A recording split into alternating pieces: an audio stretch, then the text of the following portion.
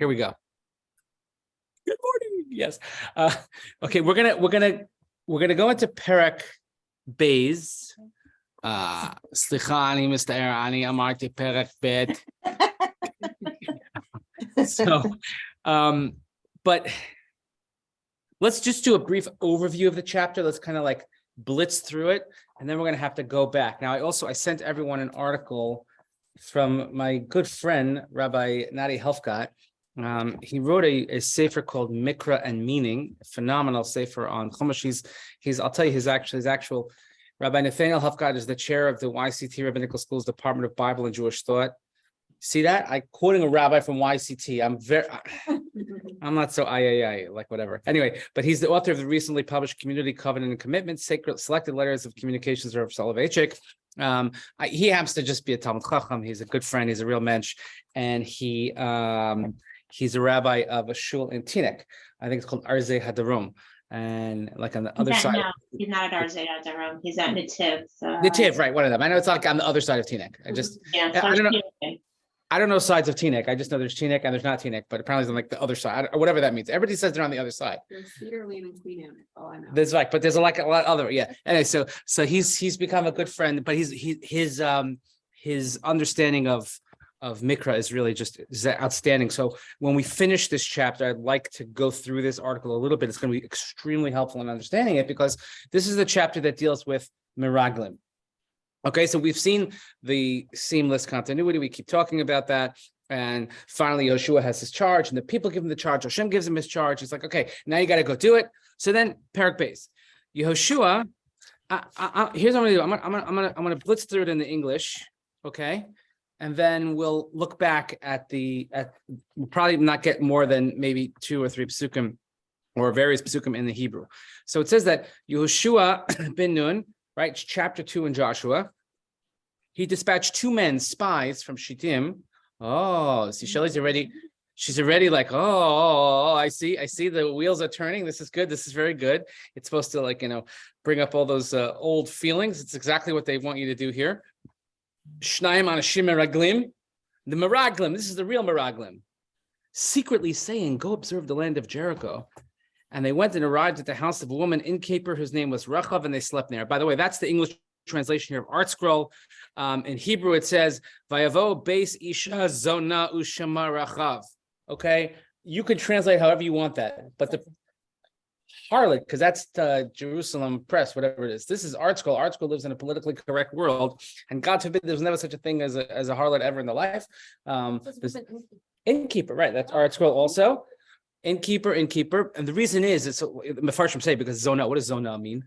Zon, if like mazon, correct? To give mazon, okay. Zona, okay. I can tell remind me when we're offline to tell you a really, really terrible joke about that. Anyway, so he says both. yeah, so you'll see, like, all the Mefarshim. What do you have, Das Maker? What are you reading? Yes. Yeah, so exactly. So let's see all the Mefarshim also. Like, if you look in the Mefarshim here, it says Zona, like the Radak says Kimashma'a, Zona, which means Zona. Okay, you ever seen Yehudim Ba'im? You watch Yehudim Ba'im, the episode about Esther. It's like, see, maybe she's crying from laughter. I mean, it's so sacrilegious, but it is so spot on and funny. I'm telling you, and the Hebrew's not that hard. It is very, very good. Anyway, these are people that have way too much free time and that did not get a lot out of yeshiva. So it's called Yehudim Ba'im. You can see it on YouTube. Or he says, Radak says, O mocheret mazon. Kamosha Tirgim Yodasan Pundagikita. A pundak. Pundak is somebody has a makolet, or she gave food. Okay. Huba shekel tova. Okay,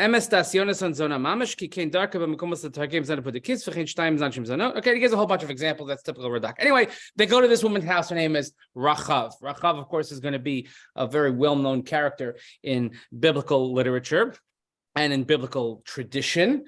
Rachav becomes one of the beautiful women of the world, etc., etc., etc. Anyway, they went and they slept there. They just slept there. It was told to the king of Yericho, oh, men have come here from the children of Israel to spy at the land. So the king of Yericho sends to Rachav and he says, bring the men who have come to you, who have come to your house. And they have come to spy out the entire land. The woman had taken the 2 men and she hid them. She said, it's true. The men did come to me, but I don't know anything. When the city gate was about to close at dark, the men went out. I don't know where the men went. Pursue them quickly, for you can overtake them. But what happened is that she brought them up to the roof and hid them in the stalks of flax that had been arranged for her on the roof. So she sent the troops on a wild goose chase. Oh, they must have run out, go after them, chase them out of the gates. Jericho is a fortified city, as we're going to see what happens with the walls of Jericho. And Rachav, she stashed them in the attic, sent them on a wild goose chase, as I said. So they pursued them in the direction of the Jordan to the crossings. They closed the gate soon after the pursuers had gone out after them. They hadn't gone to sleep when she came to the roof. She says to them, look, I know Hashem has given you the land, and the fear of you has fallen upon us, and the inhabitants of the land have dissolved because of you. We have heard how Hashem dried up the waters of the Sea of Reeds when you went forth from Egypt, and what he did to the Amorites and the Sichon and Og, he destroyed them. We heard, and our hearts melted. No spirit remained in any man because of you. Hashem, he's the God in heaven. So she's giving like a whole like Torah Megillah here of, okay, I'm a believer. I'm good. Like you could trust me. I know that you guys are coming to what's going to happen. So I want to be on the side of good when everything goes down. So now she says, swear to me, because I've done this kindness, because I've saved your life, that you're going to do this kindness with my father's household and give me a trusty countersign. In other words, you're going to give me some sort of guarantee that you're going to keep alive my father, my mother, my brother, my sisters, and all that's theirs, and you will save our souls from death. The men said, our souls will die instead of yours if you do not relate this discussion of ours. And that will be when Hashem gives us the land that will do kindness and truth to you. They make the condition. If you hold up your end, we'll hold up our end, etc., etc. She lowered them by the rope through the window, for her house was in a wall of fortification, and she lived in fortification. This is like the origins of Rapunzel. Miriam, you know what that story is, right? Okay. I don't know. I have to make sure. I don't know. I don't know what's allowed, like the younger generation, like what they're allowed to know these days or not. I'm sure that half the childhood stories that we have, you're just completely not allowed. They're completely like us. Or I don't know if you saw the post on the cover of the post recently. They were complaining that they're teaching like all the kind of stuff. Yeah. Like, I don't know if it was middle school. Oh no, it was high schoolers. I think it was like 10th graders. what? Because it was too advanced for them. I mean, yeah. It's not everybody's equal. No, because they were complaining that they're barely being educated. Well, yeah. You know? Anyway. That Rumpelstiltskin story always scared me anyway. Anyway, she said to them, go to the mountain, let them, unless they catch you, hide yourself there for 3 days until they turn back, then you could continue. So they said, we are absolved from this oath which you made us, unless, behold, we come into the land, you'll tie this cord of scarlet thread through the window, which you lowered us, and your father and your mother, your brothers, your father, blah, blah, blah. Then anyone who leaves the doors will be blood on his head and will be absolved. By the way, does this sound familiar? Put something red on the door, and if we see it, you're going to be saved. And if we don't see it, all is fair game. Sound familiar? Yes, Exodus, blood on the doorpost kind of thing. Again, we're going to get back into the text. We're going to dive in when we get closer. But for now, we just have to do this overview. But anyone who will be with you inside the house, his blood will be on our head. It'll be a hand laid upon him. But if you relate this discussion of ours, we'll be absolved of the oath that you made us swear. And she's like, as you say, so it is. So she went, they tied the cord. Okay. They arrived at the mountain. They stayed 3 days and nobody found them. Couple more verses, then they returned and descended from the mountain. They crossed the Jordan. They came to Yehoshua ben Nun and told him all that happened to them. They said to Yehoshua, Hashem has given the land into our hands, and all the inhabitants of the land have even melted because of us. Okay, end chapter. That's the overview. But again, it's a very, very quick overview. One thing I want to look at, if you look at the first Rashi on the first pasuk says, Vayishlach Yehoshua. Now, Rashi's faced with a timing question, which is always, it's very common. Rashi deals with it. We see it in this week's parsha, next week's parsha, last week's parsha. Rivka was 3 years old, and because we have to figure out that Yitzchak was 60, and she was this old, and they had the kids, and like all that, because of course she was 3 years old with the rock. Al Karchach, Rashi says, Anitzarech lomar shebetochi me'evel Moshe shalcham. That they were still in the days of mourning of Moshe, that he sent the spies. Because and we're going to see this in a couple of chapters, that they mourned for Moshe 30 days, and then 3 days later, they crossed into the Yarden. Now Moshe, and this is, by the way, how the Gemara figures out when Moshe died. When did Moshe die? We know the date. Zayin Adar, correct. Zayin Adar. And we know this because it says that they mourned 30 days and they waited 3 days and they crossed, but it tells us they crossed on the 10th of Nisan. So if we work backwards, 10th of Nisan minus 3 days is 7 Nisan, minus 30 days brings us to 7 of Adar. And therefore, that's when it's again, he says that when you count 33 days, retroactively, that's when it gets to the 10th of Nisan backwards. He says, and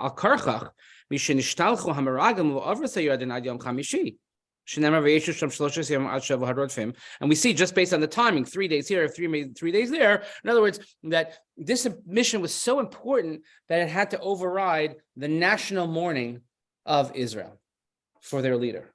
Okay, sometimes there are things that are so prescient, that are so important, that will override even some sort of specific mourning. Here we're talking about communal mourning. Now we have that. So for instance, Lo Aleinu, if somebody's in Shiva and Yantif comes, so public celebration overrides private mourning. And sometimes public mourning overrides public celebration or private celebration. So let's say it's Tisha B'Av, or something like that, when you have something going on. So then Tisha B'Av will take precedent. Okay, but that Rashi just points out, again, to get sort of the schedule, the timing. When we get close, I'll give out sort of, we'll have a charts and time zones, etc. But here it says, now let's look at the first 2 psukim. So Vayishlach Yehoshua ben Nun min ha-Shittim. Yehoshua sent from Shittim. By the way, Shittim, if we remember, Shittim was the place where now obviously they're near the crossing, but the story in end of Parshas Balak and the beginning of Pinchas, when they had the children of the Benos Midian, when they came and they infiltrated, when they couldn't curse the Jews, so they said, oh, let's infiltrate them, and right, same kind of areas. Well, it was called Shittim, and we have a place called Avel Shittim. Anyway, he sends Shnayim Anashim Meraglim, 2 men Meraglim. What does Meraglim mean? Spies, ostensibly. Now, we know when I say the word Meraglim, what do you think of? All right, more accurately, when I say Meraglim, what do you think of? The desert, right? The story in Parashat Shlach. So which means that the author here, the text here is telling you, you must look at the story of the Meraglim, obviously. And you must compare and you must contrast. And we're going to do that, but let's just see the psukim and then see if you have any questions, similarities, contrasts that you might think of that might jump off the page. And he sends them cheresh lemor. Mazach cheresh. What? I couldn't hear you. Quietly. So what I did there? You see what I did? So that's someone who is a cheresh, someone who cannot hear, someone who's deaf is called cheresh. Cheresh. So here, cheresh means quietly. We're going to look at some of the meforshim in a second. Go see the land and go see Yericho. They went and they found, when they came to a place of a woman, a Zonah, we discussed. Her name was Rachab, and they slept there. And then the next thing we know is that the king finds out, and he says, they have come lachpor. What does lachpor mean? I would have said to dig. It is right, but it is to dig, because what does a spy do? They dig down and they get into all the nitty gritty. They understand everything that's going on. Okay, so first, when you think of this versus the story of the Meraglim, now I know it's been a while because we haven't done it since before the summer. What? Any thoughts about this vis-a-vis the Meraglim? Well, in this case, it seems like Yehoshua just did it on his own without the people asking him. Oh, I did secretly. Yeah. oh, that's 2 ohs, right? Very good, very good, right? So what was said is that, first of all, Yehoshua did it on his own, and second of all, he did it secretly. Cheresh. What's amazing also is that if you look through in Parsha Shalach, because exactly like you said is, it says Hashem vaydaber Hashem a Moshe lemor. Hashem speaks to Moshe saying, Shlach lecha anashim, send for you anashim, ve'yaturu et eretz Canaan, and they will tour. Now it doesn't say v'yachperu. It doesn't say anywhere here liragel. It doesn't say they are Meraglim, even though we call them the Meraglim, which is interesting. We call them the Meraglim, even though they're not actually referred to that as such. And it says how many did Moshe send?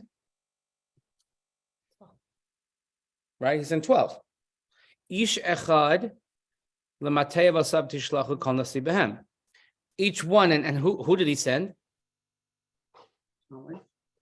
Right, but kol nasi behem, a leader of the tribe. He didn't say, like, now. I don't know, I don't know a lot of spies. I have people that I think are spies, but they're not really spies, or we just like to think they're spies. But a spy is not exactly going to be chick. Right? Sorry, it's not. I did it below its cover. A spy is not going to be like a prominent ruler or a head of a tribe. A spy means somebody you don't know about. Somebody is in the shadows. Okay, not so. That's why in Shlach they're not referred to as spies.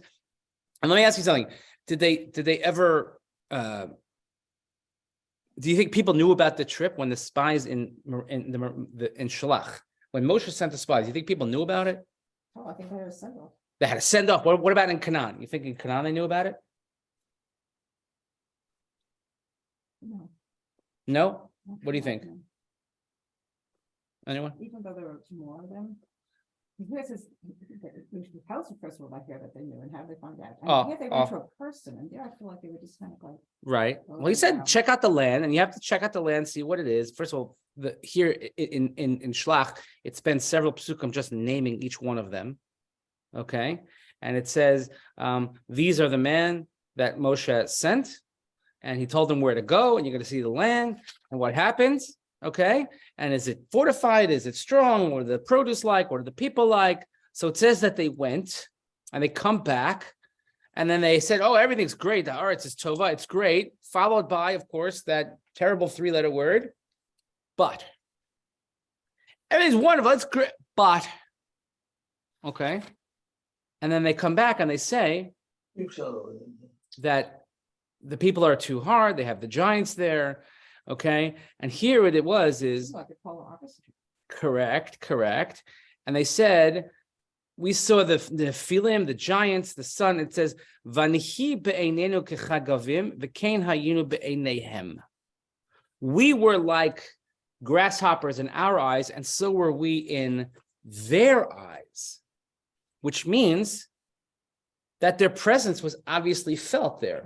It was known. Since we were in their eyes, it's showing that, oh yeah, it was not a secret mission. That's why perhaps the word Meraglim is not used, or Lachpor. It wasn't such a secret. They were checking out. By the way, you have to keep in mind that this is 40 years earlier. The story of the Meraglim predates, I should say 38 and a half years earlier. The story of the Meraglim predates the 40-year journey in the desert. It's because of the sin of the Meraglim. That's why they have to spend the 40 years. So here we are in year 40 plus, about to go into the land of Israel. So Yehoshua decides, and you can imagine that this weighs very heavily on his mind. It's something that's very important to him that it has to be done right. Okay, so he sends them instead. He sends not 12, he sends 2, and he sends them cheresh. Okay, what does cheresh mean? Rashi says here, again, cheresh, Rashi says biraz, kach targum yonason. He says, Amar lahem asu atzmachem kacharashim, kadesh liyastiru divrechem mipnechem. He says, make yourselves kacharashim, quiet, silent, so nobody's going to have any clue about what you're about. Go and blend in. Davar acher cheresh cheres, a play in the words. Cheresh is like cheres. Hatiinu atzmechem kederos kadesh tiyu nim kekadarim. Make yourselves like potters. Cheres saying, act like merchants.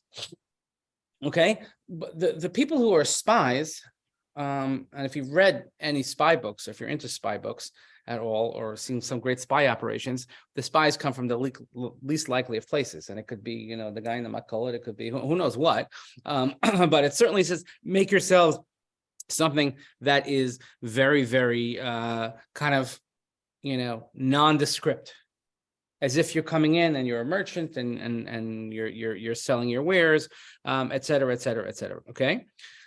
Now, the Radak says, and Cheresh,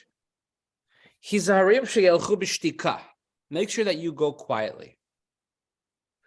Now, I would ask you, why was it important to Yehoshua that they should go quietly?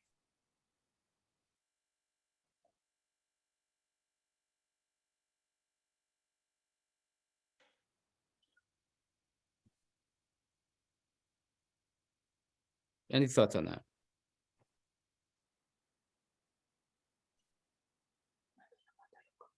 Well, first of all, why send spies to begin with?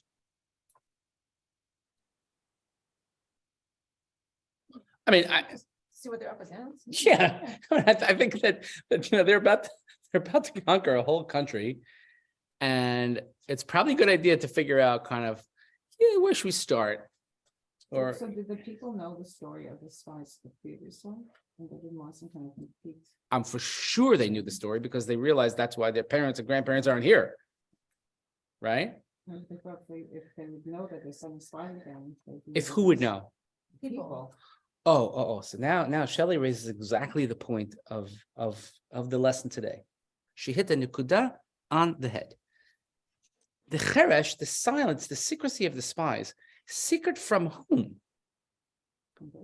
Secret. So you automatically assume that it's secret from the Jewish people. They should know Clearly that. They did a bad job also because they found out in like a second. But found not by the Jews. Correct. So it was almost. Yes, they did. So Yeah. maybe, but what about, because we would think maybe, because it says they sneak in and she has to hide them and they sneak in, maybe they want to be secret from the enemy.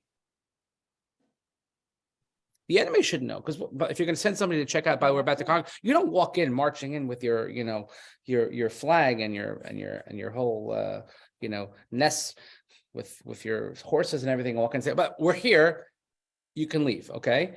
I don't think that's what they wanted. So the Radak says, they should go quietly so that nobody will sense them. Who? No, he doesn't say who, right? That would seem he actually gives both pshatim. And he says, Kilo ratzah sheyadu kol Yisrael. He doesn't want the Jewish people to know, kedei shelo yipachadu b'shel chom Meraglim. So they shouldn't be afraid when sending Meraglim. He says, "V'hulo shochem elo lefish yodea sheyatzlichu b'shlichusam v'yarchivu levi Yisrael b'besiras tovos." He only sensed that we could finally have a good idea, and when they come back, then, well, by the way, we've already sent people, we've checked it out, it's good. Because what would happen if the people find out we're sending Meraglim? The PTSD kicks in, the bad association, and all of a sudden people start to panic. Now, so why did Moshe send the Meraglim? That's a whole question. And if you look at the account in Shalach, and then you look at Moshe Rabbeinu's recount when he tells the story in the beginning of Sefer Devarim, somewhat different. Again, the perspective is different. But it seems that Moshe did not need to send Meraglim because, after all, Hashem was going to protect them. So maybe he sent that as kind of a morale booster. He wanted to send it, but it backfired. It backfired because people did the exact opposite of boosting morale, is that they deflated everyone. And then, of course, what happened? We know what happened. So if they go, if you're going to, let's take the second premise first, that they're going to quietly to sneak in because they don't want to be detected by the inhabitants of the land, which, by the way, is a very plausible tact. If you're going to check something out, okay, the only problem is that then they did a very lousy job, because it doesn't take more than one verse. The second pasuk says right away, they were found out. Now, I mean, I don't know if you have this experience, but when we travel somewhere, and I'm not talking about going to like Miami or Jerusalem, but if you travel somewhere, you could spot a Jew in like 2 seconds. Usually it's by sitting in the park with the plastic bags, like with all the silver foil eating, something like that. We don't know how to wear baseball hats just quite so, or you give yourselves like these knowing looks, like, yeah, MOT. We're all members of the tribes, something like that. So maybe that's why they were found out. Now, how did they get found out?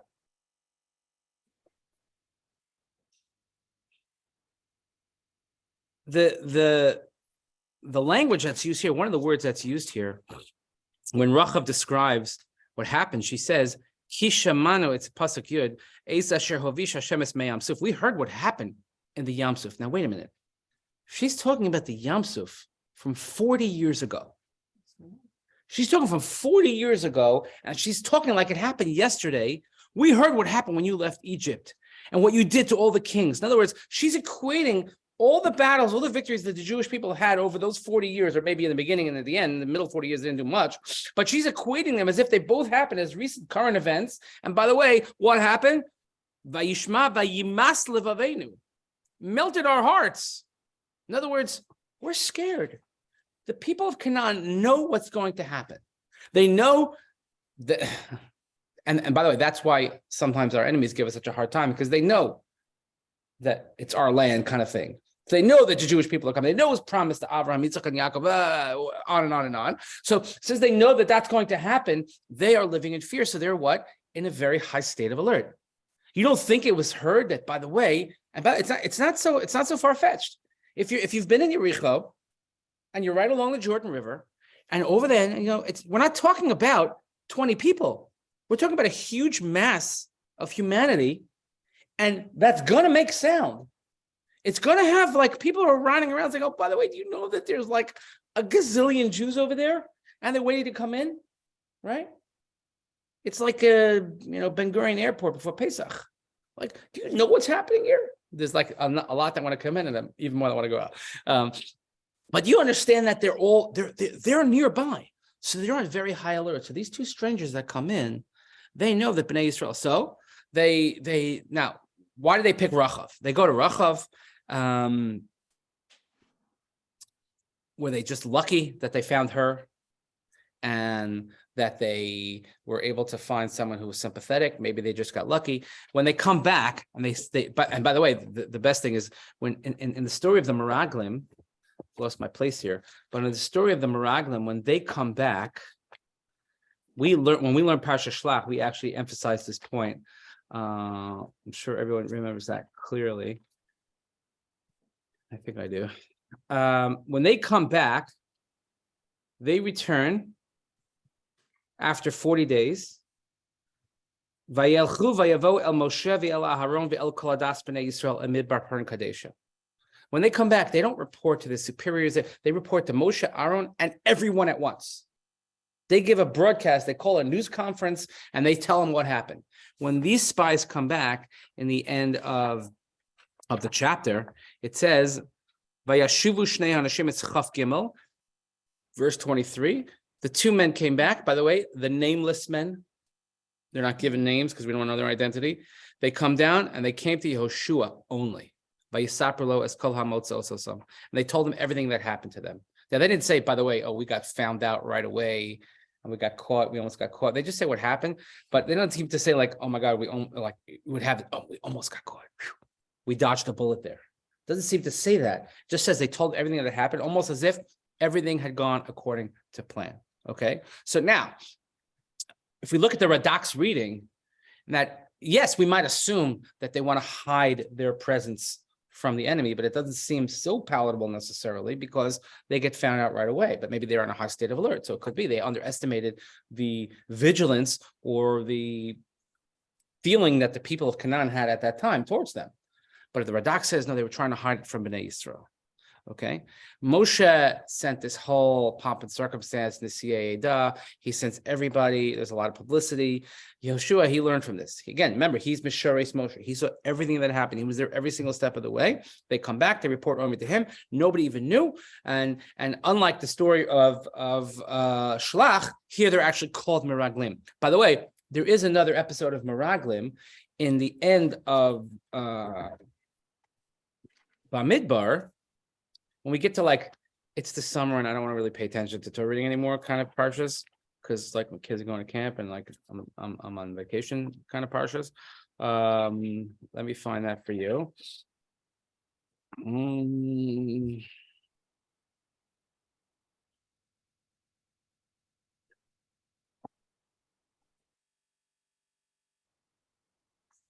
So this guy seems to name them. Yeah, no. So we had Yeah, so Pinchas is one of them, and what was the other one? Kalev. Kalev, right? Who, by the way, have experience. There it says that when they send spies, L'Ragel es Yazer, to spy certain areas that they're about to conquer on the border of the Jordan, and it says actually there it says, but it just says there the word L'Ragel.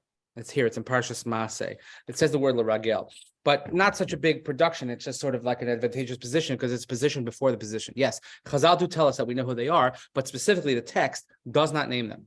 Unlike the text makes a very, very big deal in Parashat Shlach, who they are, what they were doing, this, that, this, and that. Okay, fine. So if they're trying to hide this from Bnei Yisrael, okay, so it explains why would they go to Rachav? I mean, I guess it's like spying 101. If you want to know what's going on in a place, I mean, they do have they have to find out what the story is, like what the situation on the ground is. Where's the best place to get information? Well, you're going to say positive action in becomes a good explanation then. Right, because maybe travelers are coming and going. By the way, when it says that Rachav, where does it say? Where does it Rashi say it here? Somebody first from here. That the Rashi and Pasuk Yud Aleph.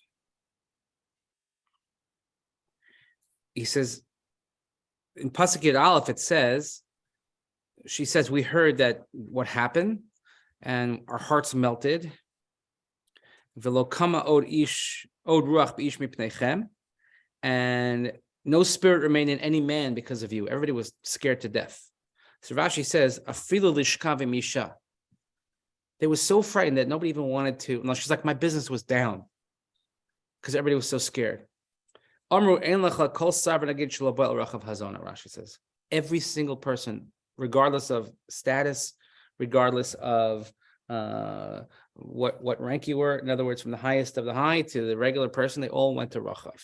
So understanding that's why they pick Rachav, because they want to get the best information. They want to find out the most of what's going on. So they go. Not only that, she's positioned, and we see what happens in the story, that she's positioned in such a place where if they need to escape, they escape. So when everybody who goes somewhere, if they realize that if there's possible danger, the first thing they look at is an escape route. I don't know if you do this in the age of terrorism, and it's very sad to me, but we do think like this. I'm always thinking like if you get on, I don't know, you go in Israel and you get on a bus, or if you go somewhere and, if you're in an arena or something and I don't know about you, but I think about these things. I'm thinking like, where's the nearest exit?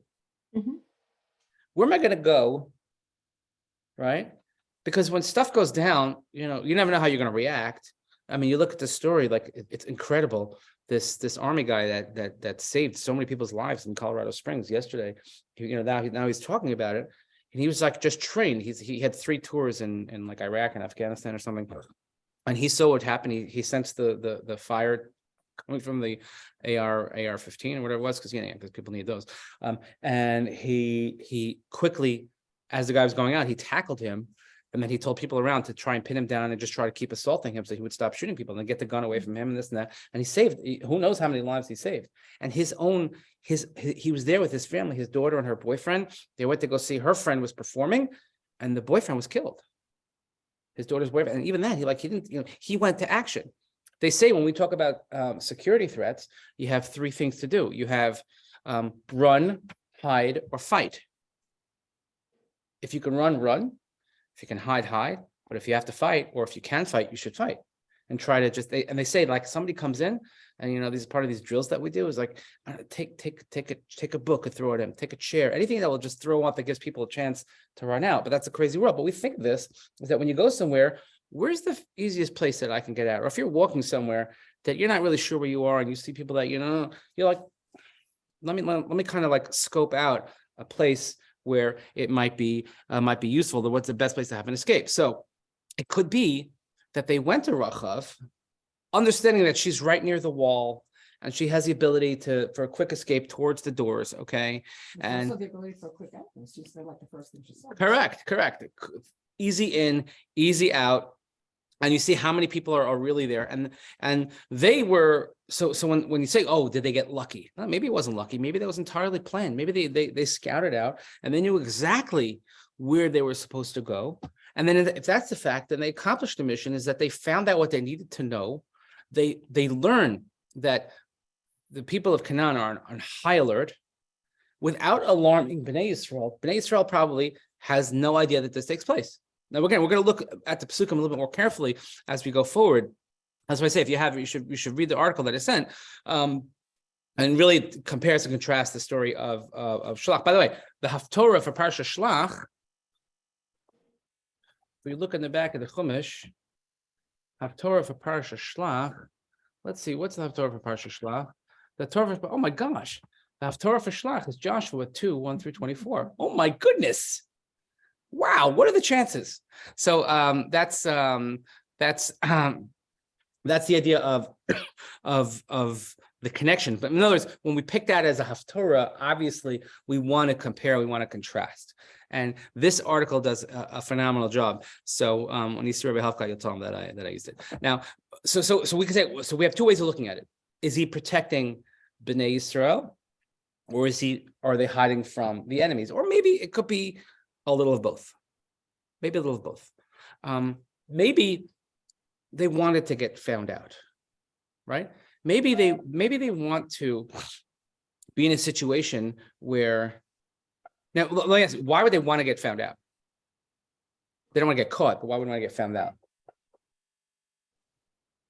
Maybe they could see like their strategy, like Yehoshua strategy of like what they're going to do to like go into actions, but it's like a military tactic. Right. So they're, but you want to get found out because you want to like almost make them force their hand. By the way, what are you guys going to do? So we see, they go and they close the doors behind them. The gates of the city. It's very menacing when we talk about city and gates. You always think about these like big castles with moats and these things that go up and down. Nobody can get in, nobody can get out. So this walled city before, so if you can't get through the gates, what do you do? Just make the walls fall down. That's another thing to do. We'll get to that also. But one of the things also is if they want to, on the one hand, they want to find out what's going on without alarming Bnei Yisrael, which it seems that they accomplished. And that's why when they come back to Yehoshua, they say, everything has happened. This is what happened to us. And then they said to Yehoshua, Ki nasan Hashem b'yadeinu es kol haaretz, v'gam namogu kol yoshvei haaretz mipaneinu. That's the key line, is that Hashem has given the land into our hands, and all the inhabitants of the land have even melted because of us. By forcing their hand, what you've also done is that it's almost like you wanted to get caught. They wanted to be found out. They wanted to be found out so that they could put panic in the hearts of the Canaanites. The people of Canaan, they had to understand. They knew it's coming. Now, like, okay, now it's coming. Now this is going to happen. This is getting real. And that's the idea. So when we use the word Meraglim, and again, Shelley was spot on, is that Meraglim probably, it seems, was really more for the purpose, meaning the cheresh part, the secretness of it was really for the benefit of Bnei Yisrael. They've been through a lot. And also, that's why it's important, as Rashi pointed out, they're still in mourning. So could you imagine what a crisis that would cause is if, let's say, they found out that, wait a minute, Moshe is not even cold in the ground yet, and already we're getting into trouble again. Remember last time we did this? That's why Bubby and Zadie aren't here anymore, because they cried that night. Oh, Gewalt, what's going to happen? A real test of leadership. So Yehoshua says, no. This is not something that has to be done publicly. This is not something we need to take to committee. This is the committee of one. And Yehoshua decides, I take these two guys, and by the way, he takes two guys that he've trusted. Kalev, we've been there before, and he knows how to work the land. And he's been there, and he knows what to do and how to keep things quiet and how to be positive. Because if they would have found out at that point, it could have been disastrous for Yehoshua's, a burgeoning career, and it could have been disastrous for Bnei Yisrael as they go in. And it would have been, and he didn't do this. He didn't need to boost morale at this point. And also, the people are in mourning, so you can imagine. Wait a minute. You take over. We're not even done mourning. Already you screwed up. Already you made no. So therefore it says cheresh lemor. But at the same time, cheresh ish. When you go into the land of Israel, when you go to the land of into Canaan, you have to be secretive, but not so secretive. they found in such a way that they would get the right amount of intelligence, the right amount of information, and they would also have a quick escape, and their presence would be known, so that it says Vayimas. We're going to see again. You'll see also when we look through the chapter now in a little bit more detail as we go forward. Next time, God willing, is that you'll see this kind of similarity of Yitzias Mitzrayim comes up with the red thing and the red bend. Maybe that's why we were red bendela. Anybody here wear red bendel? No, I no. used to before it became so commercial. Yeah, you do, me. Let me see it. You wearing it now? רגע, עוד לא שמתי, אני אראה לך. There used to be an old lady by the old city. Yeah. And it felt much more real, and she would give you a bracha, and then it was in the store. Yeah. Anything about Pinchas? What? Do we know anything about Pinchas at this point? That he's been- When I go out. Yes. Oh, there you go. But she has like a proper one. It's like woven in the thing. So I'll admit, I'll get to a second. I'll admit that when our girls were young, my wife made them. They had these little baby bracelets with the red string woven inside of it. It was cute. I am such a litfuck. I don't believe in these things. Okay. The two spies here, the Medrash says, were Pinchas. Kalev had distinguished himself as one who stood up against the spies and Moshe's life, and Pinchas was the one whose heroism had put a stop to the idolatry and immorality at Shittim, which, by the way, explains why Vayetzem Shittim, Vayishlach min Hashitim. In other words, we're moving forward from Shittim. Who's the one that's most appropriate to take us forward from Shittim? The one who stopped the plague at Shittim is Pinchas. Right, so it's an excellent point that you make of why it's Pinchas and why it's Shittim. So all these phrases, again, everything you have to know Chumash, you have to understand how everything kind of flows and leads one to the other. So next time, God willing, if you have a chance to read the article, there's going to be a test next week, and look at what happens. We're going to read through the detail of the chapter, and we'll see more and more as we go along. So this is like really, really interesting as things go on. So everybody should have a wonderful, wonderful Yontif. Imagine that you have Rosh Chodesh and Thanksgiving on the same day. I mean, although it wasn't too long ago. Remember we had Thanksgiving? Yeah. That was fun. That was a lot of fun. So anyway, yeah, have a wonderful day. A good Yontif and a good Shiur. I had this to my father. He used to do some, and I